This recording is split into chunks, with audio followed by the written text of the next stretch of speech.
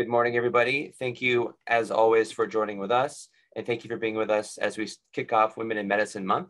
We have a great presenter, which many of you know, and we're looking forward to hearing from Dr. Salles today. Before that, I will turn over to Dr. Steph Harmon. Dr. Harmon, as I think all of you know, is our Associate Chair for Women in Medicine. She's been instrumental in helping us put up what I think is a really exciting lineup for this month to honor Women in Medicine Month. I'm going to turn it over to her to introduce our new speaker and also talk about a few things. So thanks, Dr. Harmon. Thanks so much. I'm so excited around Women in Medicine Month this year, and wanted to highlight some events. The website you'll see in the chat that you can go to that has all the events both within our Department of Medicine as well as outside of the department that are going on all across campus. Also, it's the place to go for registration for some of the events, as well as downloadable Zoom backgrounds for Women in Medicine Month. The first event I wanted to highlight is Inclusion Rounds this month, September 23rd. It will be from 12 p.m. to 1 p.m. and the title is Intersectionality for Black Women in Academia. It is going to be a fantastic panel, including Dr. Diana Sejas, who is a neurology assistant professor at UNC, Dr. Vanessa Grubbs, who is a primary care physician, a nephrologist, a California Healthcare Foundation contributing writer, and an author of Hundreds of Interlaced Fingers, and Dr. Stella Saffo, who is a founder of Just Equity for Health and a New York Academy of Medicine Fellow. And our own Associate Chair for Diversity, Dr. Tamara Dunn, will be the moderator. So again, go to the website. You can register for any of these events.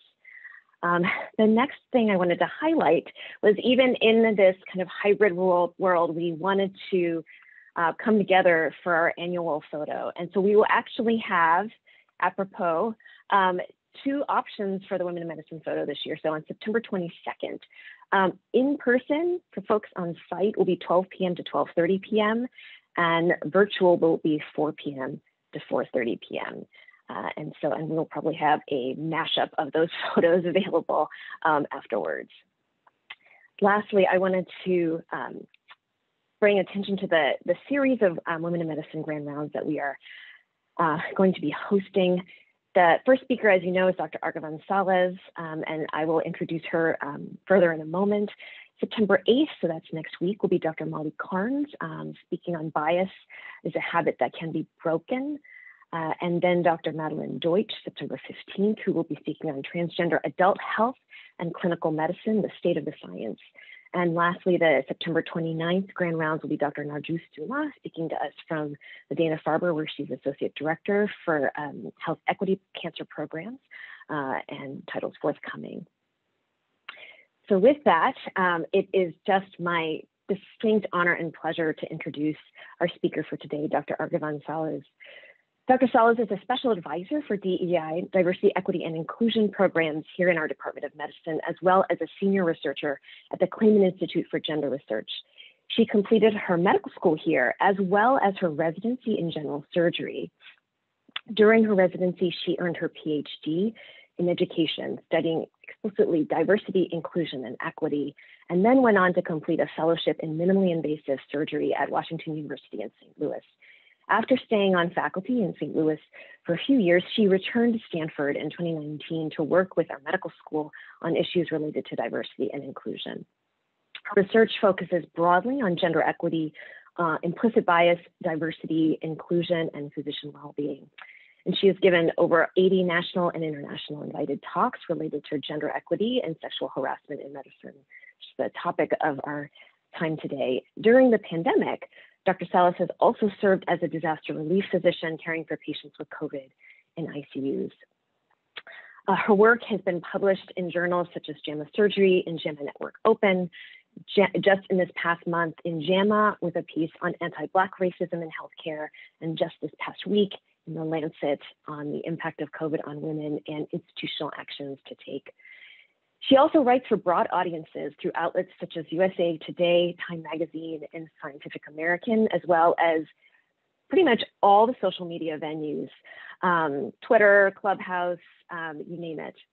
And I have to say, before Dr. Salles joined our department, I had actually consulted her regarding gender equity work in palliative care, just having seen her in action in multiple outlets. So I was so thrilled to hear that this national leader in diversity, equity, and inclusion was joining our department. And she is an ally and an advocate who has shown me the importance of our voices and how to use media effectively. So please join me in welcoming Dr. Salles. Her presentation today is titled From Cuomo to Healthcare, Sexual Harassment in the Modern Era. Well, thank you so much for that very kind introduction, Stephanie and Dr. Harmon. And it is a pleasure to be here today. And thank you so much for inviting me for this opportunity. Let me just share my slides and we'll get going. All right, so just right off the bat, what I'd love is if we could just take a few seconds and reflect on what names and cases pop into your head when you see sexual harassment. For me, for example, Cosby is a person who pops up into my head, Cuomo, obviously, but I'd love if people would write some names into the chat of either cases or specific people that come to mind, because we're gonna come back to that in just a few minutes. If I can make sure that I can see them, or I might not be able to see them. But anyway, I would love to just have you think about that for like one more second. Okay, excellent. Thank you all for popping in some names. Yes, Harvey Weinstein, oh, Clarence Thomas, classic. Al Franken, Brock Turner. Okay, great, thank you. Thank you for people who popped some names in. So hold on to that. Let me just do quick disclosures. So I'm a consultant for Intuitive Surgical and the Intuitive Foundation, neither of which have anything to do with the topic of today's talk. I was a co-founder of Time's Up Healthcare, an organization affiliated with Time's Up Now, which is dedicated to creating safe, dignified, and equitable workplaces.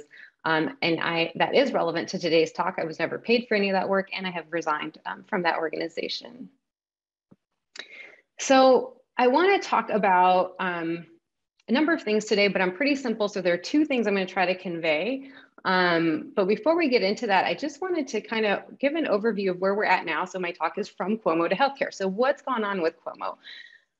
This is kind of how the media would have you believe these cases play out, that there was harassment that occurred, complaints were raised, an investigation was done, and then there are consequences. As many of you know, of course, complaints were brought against Governor Cuomo related to sexual harassment. There was an investigation. The state's attorney general released a report basically concluding that he more than likely had actually been harassing individuals. And then due to public pressure, he was forced to resign. This is the clean kind of story arc that the media would have you believe, that when there is harassment, if people report it, there will be an investigation and then there will be consequences for the perpetrator. I would submit to you that that's actually very rarely the way that things play out. And so before we go any further, we have a quick poll, because I'd like to know whether you all think Me Too has gone too far. So just a quick poll, yes, no, unsure. If you could indulge me with an answer there, I'd appreciate it. And I'll pause for just a second there. I'm looking at the additional names. Oh, Kaczynski, yes, that was a big one.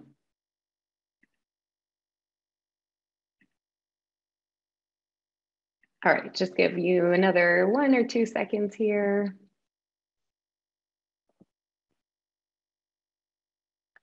I think we can, I don't know how many votes we have, but okay, excellent. Okay, perfect. Thank you all so much. So, you know, 19% not sure, 15% say Me Too has gone too far, and 67% say no. So we're at, you know, 35-ish% saying either yes, it's gone too far, or gosh, I'm not really sure. Okay, cool. That's very helpful. I'm going to make these 2 points. So one that I really hope that people can take away from this talk. One is that sexual harassment is about power. It's not about sex. And I'm going to talk about that on this slide. And then two, that Me Too really has gone nowhere near far enough. So I'll see if I can convince those of you out there who said it's gone too far. We'll see. So before we get into all of that, I want to get us on the same page with some definitions. So the basic, and this is just a thing that I created, which is a visual that helps me understand it. So the basic foundation of sexual harassment is that power differential. When there is no power differential, it is very difficult for people to transgress in the ways that, for example, Governor Cuomo was alleged to have done. Because if he and the people he was working with were at the same level, then obviously they could just call him out on it. But the reason that behavior was able to persist is because he was doing this to executive assistants. He was doing this to people who worked as his aides. He was doing this to security detail, et cetera. And so there's a power differential.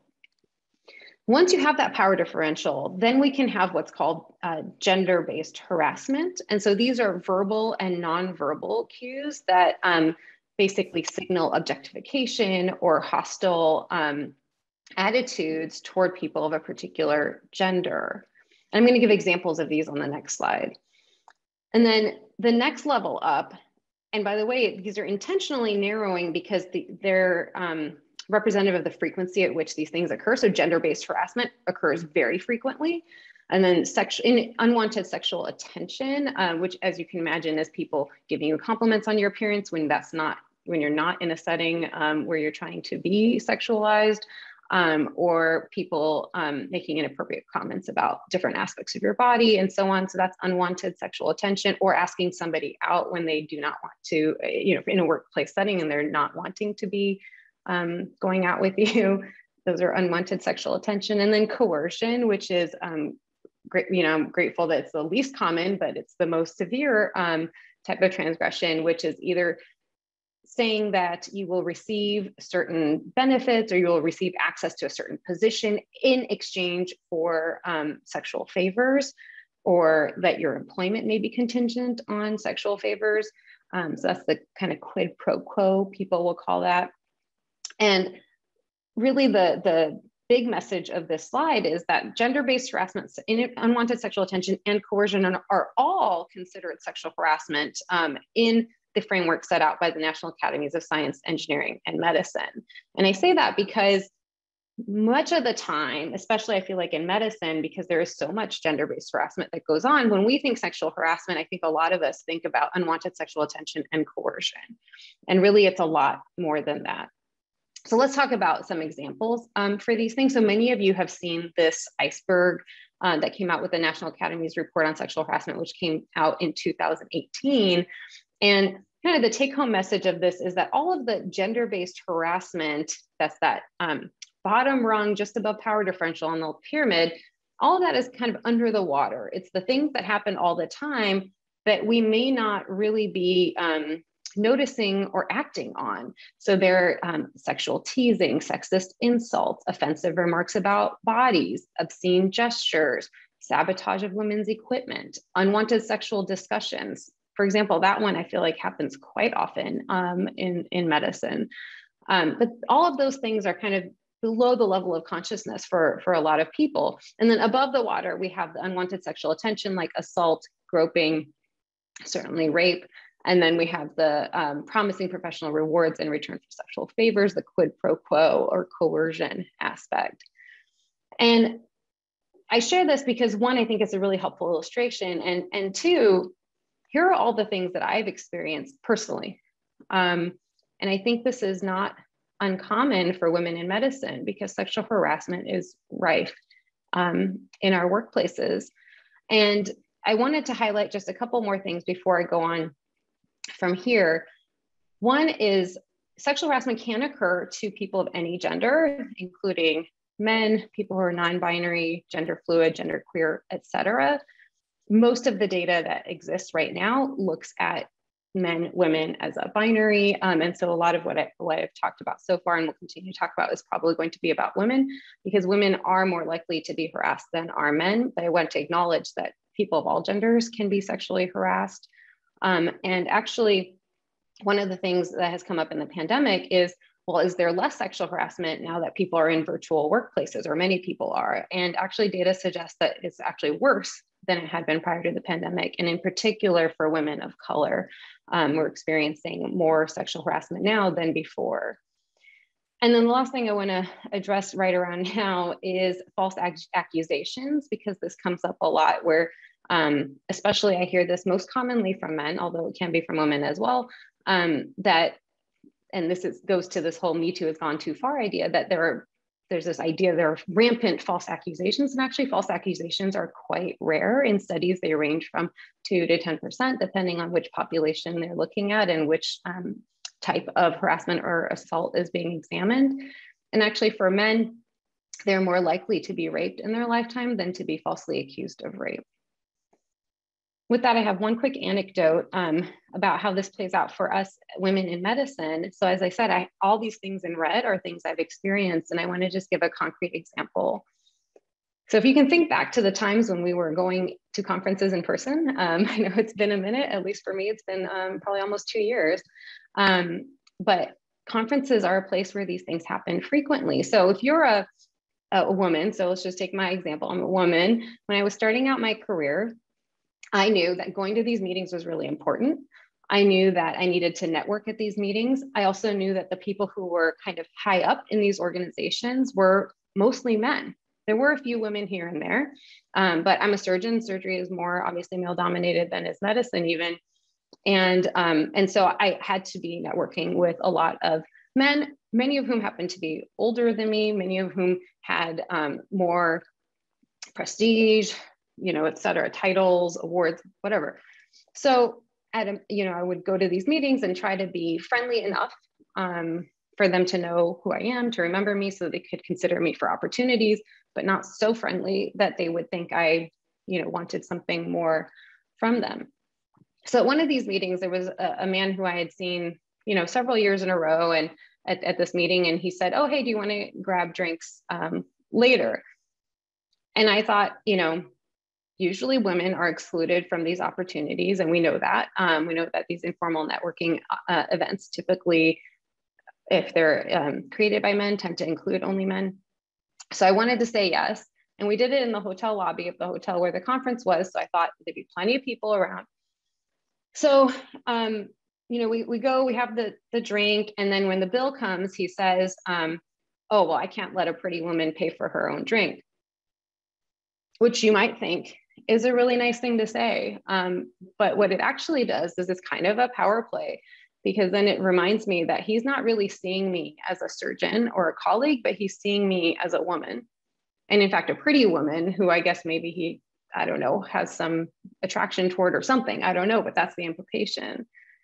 And that in and of itself, is a minor thing for sure. I didn't go home and cry about it or anything like that, but I kept that in mind. And then several months later, I was giving a talk at this person's institution. And the night before there was a dinner. And then afterward, we were walking out and he wanted to give me a hug. And, this is what I thought would be like a professional, cordial hug, a little loose around the shoulders, how we do. And this person held on long after I had let go. So I don't know if, I'm sure some of the women in the audience have had that experience where you're like this, and the person is still latched on like this. It's very uncomfortable, to the point that I had to say to him, "Hey, I think maybe your wife is waiting for you." And that was the only thing I thought of to get me out of that really inappropriate hug. And again, did he rape me? No, thankfully not. But those are the types of relationships that we all have to navigate. Like, how do I indicate to this person that I'm easy to work with, that I'm smart, that I'm capable, that I should be part of this committee, or that I should have this opportunity, without him thinking that that means I want something more than a professional relationship. So here's how it plays out in other people's lives and in the kind of bigger sphere of what's happening in academic medicine. And also to this question, returning to my initial question of, has Me Too gone too far? So this was a case that many of you may have seen that came out, this piece came out in May in the Cancer Letter. It's about this oncologist, Dr. Axel Grothy, at the Mayo Clinic. And basically what had allegedly occurred was that this gentleman was harassing people for years at Mayo. And eventually they did an internal investigation, found that he had indeed harassed people, and was asked to leave. Well, he got a promotion as a division chief at the Mayo Clinic in Scottsdale. Prior to him taking on that position, though, due to some activism from the folks at Mayo Clinic Rochester, they rescinded that offer. But don't worry about Dr. Grothy, because then he was able to get a position at a research center affiliated with the University of Tennessee, where he remains today. Had it not been for some really dogged reporting from the cancer letter, I don't think anybody would even know about this case. But the cancer letter went through tons of documentation and put together this piece, which if you haven't read it, it's a great illustration of how these things play out. And what I put up on the screen here are two snippets from women who had been harassed by him at the Mayo Clinic, writing to the National Cancer Institute and the NIH respectively about the positions that Dr. Grothy held at those institutions, even after he had left Mayo. And by the way, he was able to get licensed in Arizona and get licensed in Tennessee, no problem, which illustrates what happens with men who, and again, it's mostly men, although it could be women or people of other genders as well, that when they harass people, they often get a promotion or a step up as they get help to go find another position. And in the meantime, the people they've harassed, who are often women, are left to deal with really devastating consequences. You can see from the second comment here, this person says, during the years in which the harassment occurred, I was too embarrassed, ashamed, and frightened to come forward to my employer. I feared more consequences that would further limit my career possibilities, since this person is a very influential figure in the field of GI oncology. And indeed, the other person who had been writing to NCI, where he was a co-chair of a committee, says that he continues to slander his victims in the scientific community, including attempting to undermine their career advancement. So there really is this asymmetry between what happens to the perpetrators and what happens to those who have been harassed, in that the perpetrators most often get to move on to somewhere else, often more prestigious or in a more powerful role, whereas those who were harassed end up sometimes leaving the institution, sometimes leaving the field, always dealing with really devastating emotional and physical consequences.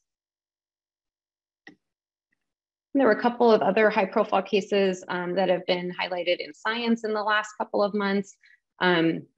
Again, questioning that make me question, has Me Too gone too far, or has it gone far enough?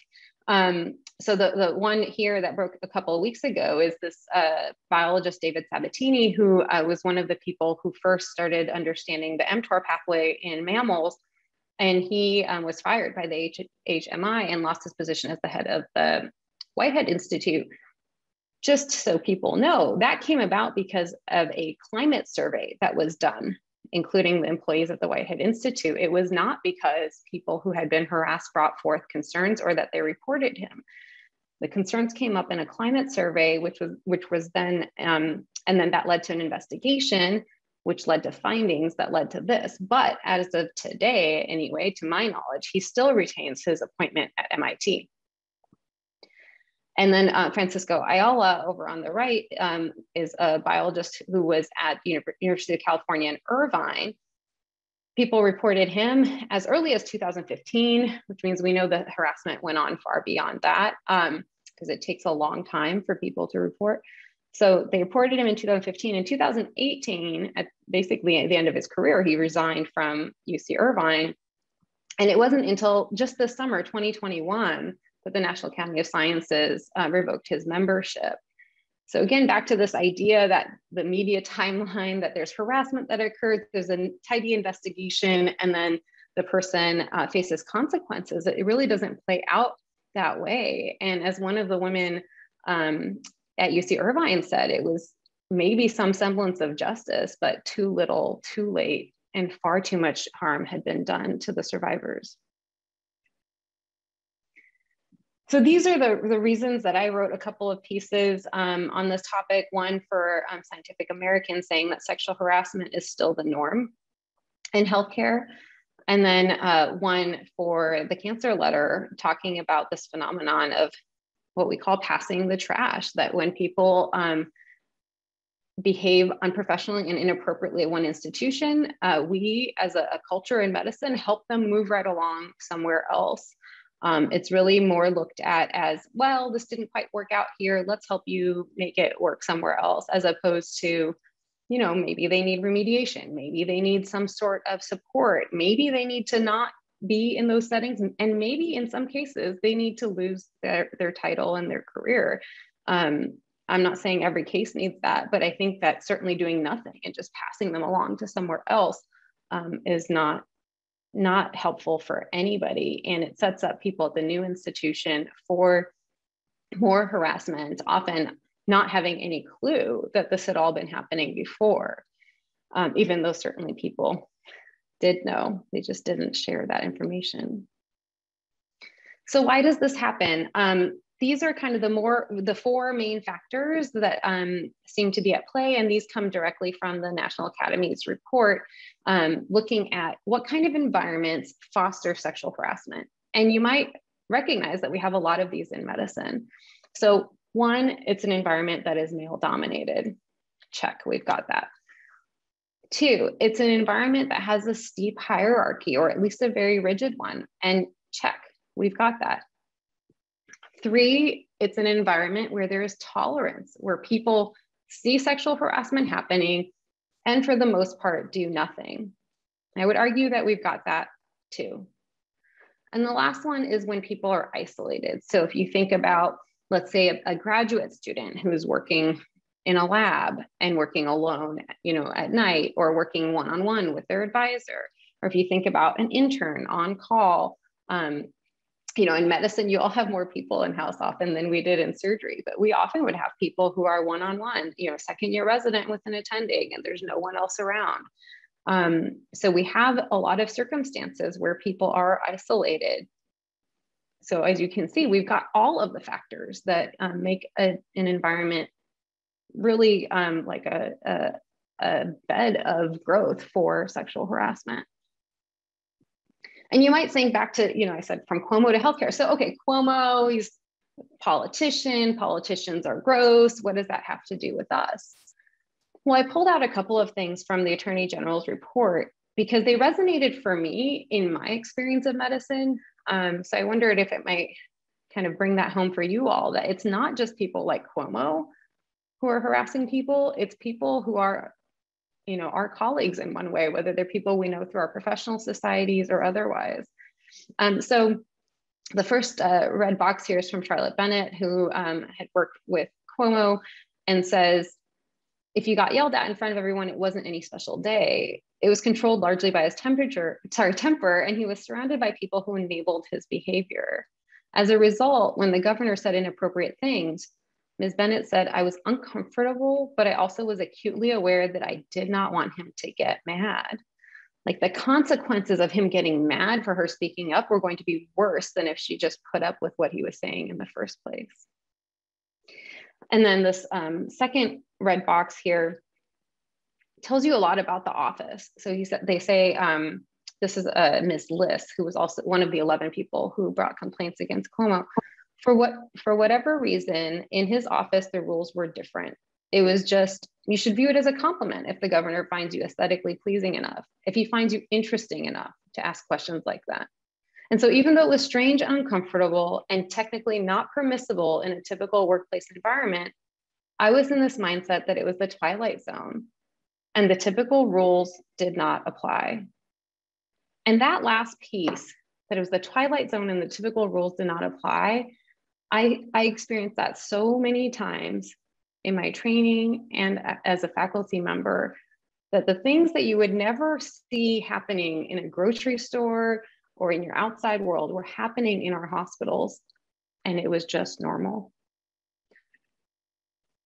So going on, they talk about the way the staff handled the situation. So in Ms. Bennett's case, she was moved to another office, but there was no other investigation that was done. And actually, the senior staff sought to implement a practice whereby individual staff members who were women were not to be left alone with the governor. And I just want to point that out, because if you get to the point where you're making that kind of policy, you need to be rethinking what's happening in your office, and there needs to be a different intervention that takes place. I recognize it's very difficult in an office like that with the governor, but this is the same type of thing that I see happening in our medical institutions, that we have people who are extremely problematic, and instead of dealing with their problems, we come up with workarounds like this. Okay, well, this person harasses men, but let's just make sure he's never alone with the woman trainee. That's not the solution. So in conclusion, in the summary of the AG's report, they say such behavior by the governor was part of a pattern that extended to his interactions with women outside of state government and was enabled and facilitated by a culture within the executive chamber of secrecy, loyalty to the governor, and fear, as well as the normalization of inappropriate comments and interaction by the governor. And again, this is what I've seen over and over again, the normalization of inappropriate comments and people who will stay silent out of loyalty and fear. And until we address those cultural issues, we will continue to have sexual harassment, which has devastating consequences for survivors. So let's talk about that for a minute. I showed you the media timeline, right? There's harassment, there's an investigation, there are consequences, very tidy. In reality, what happens for survivors is not tidy in any sort of way. So this is not, by the way, there's no one way that it happens, but this is an example of what might happen. So you have the initial harassment, and then you see a descent as the person who's being harassed experiences confusion, depression, PTSD, all sorts of mental and emotional distress, especially because by and large, these offenses occur with someone you know, someone you have a relationship with. And it is extremely destabilizing when they start to treat you in ways that you know are inappropriate, and yet you don't know what you can do, if anything, to stop it. And so let's say this person decides to report. As you see, that's where the ball shows up there in the diagram, because then things get really, really hard. And this is why most people don't report. In fact, in case people don't know, the vast majority of cases of sexual harassment and assault are not reported. So once you report, then you're vulnerable to DARVO. So this is out of Jennifer Freyd's work. Deny, attack, and then reverse victim and offender. And once you know DARVO, you will see it everywhere. So the person who is the perpetrator says, no, no, no, that never happened. And in fact, actually, so they attack the person. This person was wearing this or doing that or said this, and that's what made me act in this way. And they then, the perpetrators, act as though they are the victim. And really the person who was harassed is now portrayed as the offender. And that happens all the time. It happened with Cuomo as well. When Lindsay Boylan, who was the first person who came forward, had put her concerns out in the public sphere, Cuomo's team had drafted a letter that was a sort of op-ed, which many of us have not seen, but reportedly one of the main functions of that op-ed was to discredit Lindsay and to blame her. So this is a very common playbook, which obviously is devastating to people who are experiencing that. Then again, once you've reported, if you're going to pursue a case, you've got legal fees, and many people are not in a position to pay those fees. Then you have needs for mental health care and therapy, which again, you may or may not have coverage for, which is also costly. And for many people, it results in a change either in the location that they're practicing or a change in their career altogether.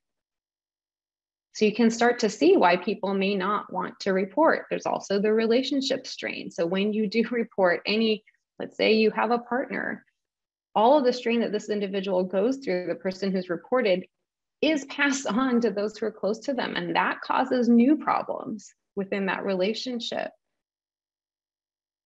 And all of that for maybe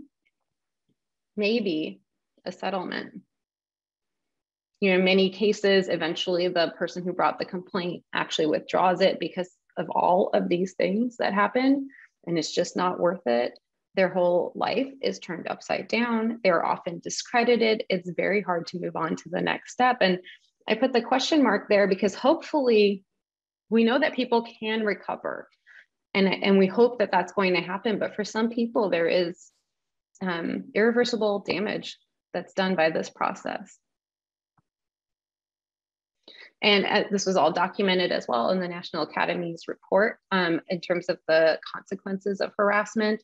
There are job-related variables like job satisfaction, organizational withdrawal, decreased productivity, worse performance, and also significant mental and physical health consequences, which they conclude leads to a significant and costly loss of talent in science, engineering, and medicine.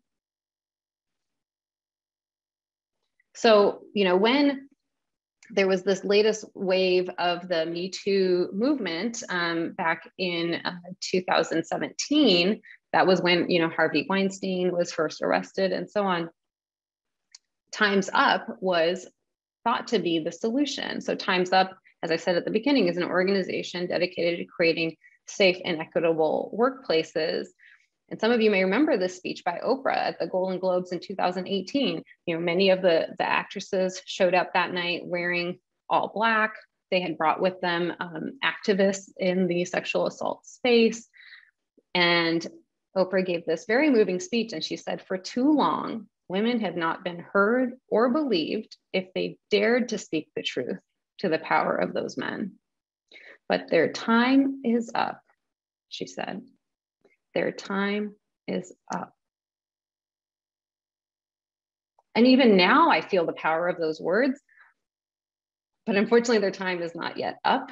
And we can talk more about Time's Up in the discussion if people have questions, but in the wake of Cuomo's resignation, shortly thereafter, Roberta Kaplan, who was the chair of the board for Time's Up, resigned, as did Tina Chen, who was the CEO and president of Time's Up, because of revelations around their involvement with Cuomo and other things.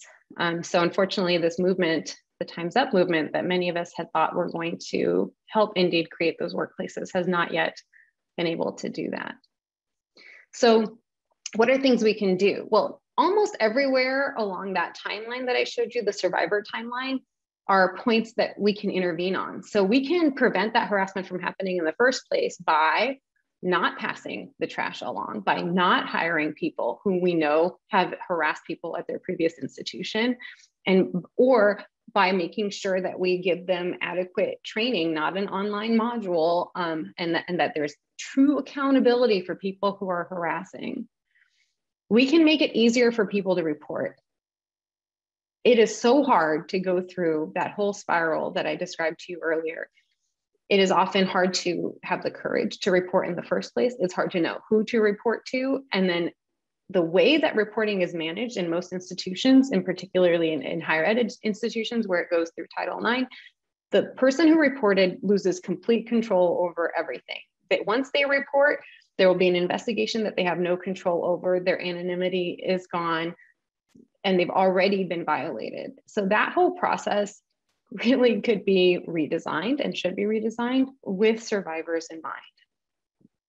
We can intervene at DARVO when we see it happening. When we see people attacking the victim, that is where we can intervene and say, that is not okay. It is not that person's fault that they were harassed or assaulted. Institutions could, I know this is a little radical, but institutions could cover legal fees. If we really wanted, and I mean, we generally, not necessarily any particular department or institution, but if we really wanted people to report, if we really wanted to get rid of sexual harassment, then we would address all of these barriers. And covering legal fees is a barrier. Covering mental health fees is a barrier. Helping people maintain their career and or grow their career because they have showed dedication and commitment to the institution by reporting, that would be another thing. And I'll just say that last point again, because some people don't realize this or aren't aware that the people who report, like whistleblowers, those are usually the people who actually believe in the institution. They believe the institution can do better.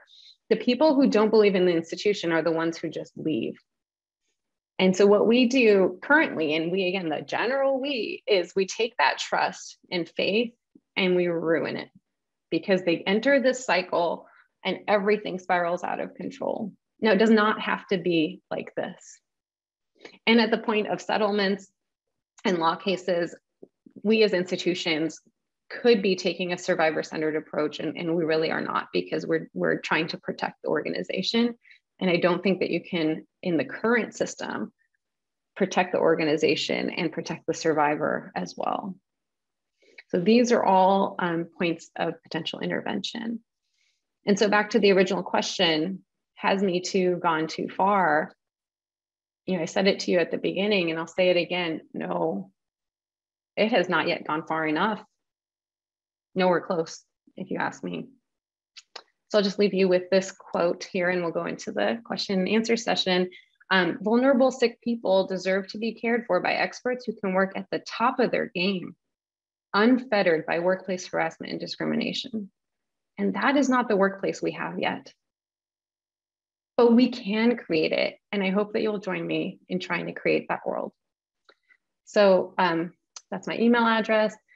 Follow me on Twitter.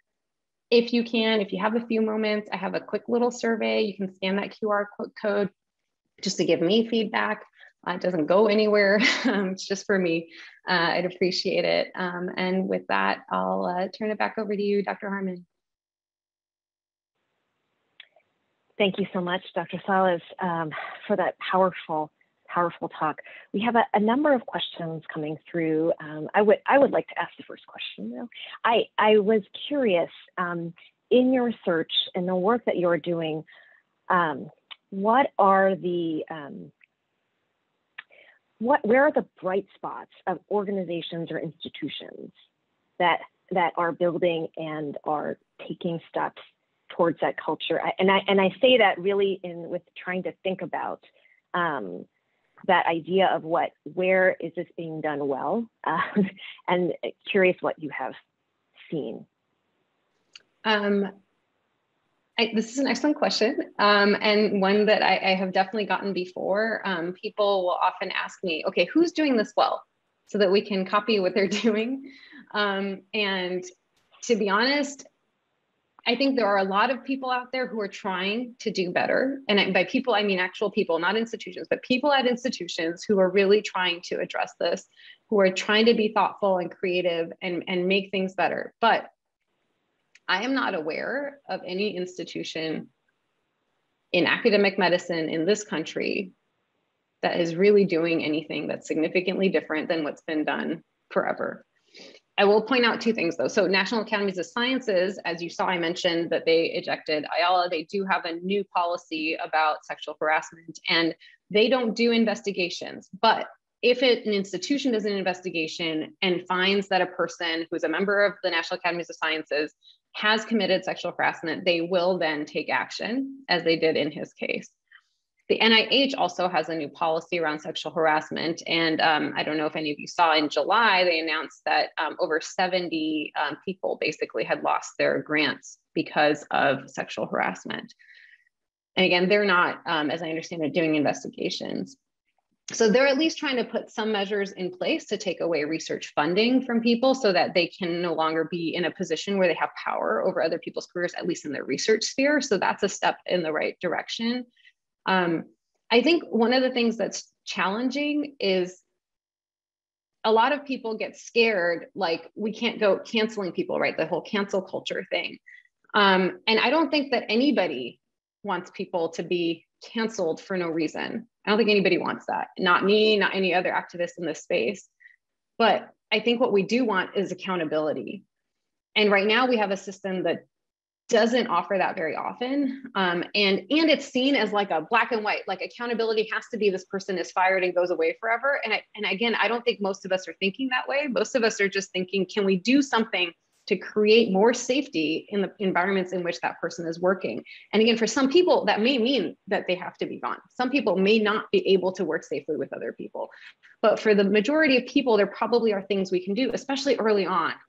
But like these people I mentioned, Cuomo, Ayala, Sabatini, this is career-long behavior that's now being trying to be addressed. And it's kind of, as they said, too little, too late. But if we can get people earlier on and stop people when they're at the gender harassment tier, then maybe we can prevent them from moving up and along. That might be a little bit naive, but that's kind of my thought about that. Thank you, Dr. Salles. So I wanted to go to one of our panelists.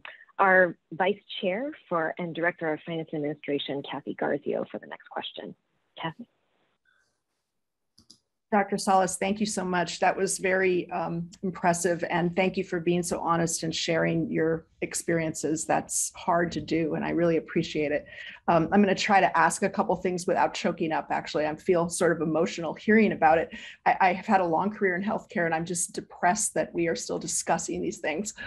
So I think the issue of culture really matters. And, you know, if we were to create a culture in academic medicine free of sexual harassment, what would that look like? You sort of answered, I think, a few minutes in your last answer, which is start intervening so that behaviors stop. Don't wait till you get to the point of an Andrew Cuomo.